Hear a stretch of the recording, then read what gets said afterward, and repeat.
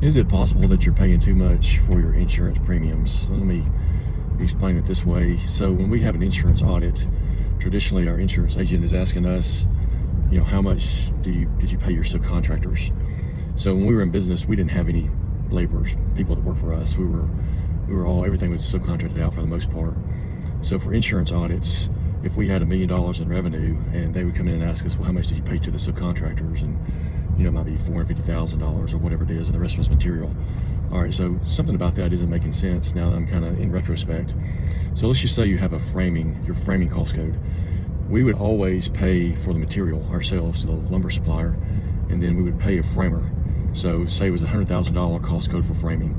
$75,000 of that might be for material and only $25,000 of that for labor. So when it comes to insurance audits, I'm only paying $25,000 out.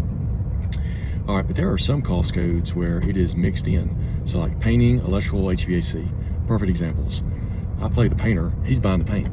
I'm paying the HVAC guy, he's paying for the mechanical equipment, and same thing with the electrician. And so my question is, are we overpaying, reporting too much for subcontract to the insurance companies?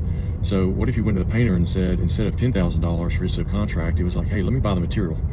So now I'm paying $2,500 for material directly to Sherwin-Williams or whoever. $7,500 is now a subcontract line item. So now when it comes to the insurance audit, instead of $1 million in revenue, it being $450,000 for subcontract, can I lower that to $300,000? Because I'm gonna pay $150,000 directly to materials that I wasn't doing that before. I was just paying the electrician, I was just paying the mechanical guy, I was just paying the painter to pay for his materials. And so, is this a way that you can pay less for your insurance? Comment below. Curious.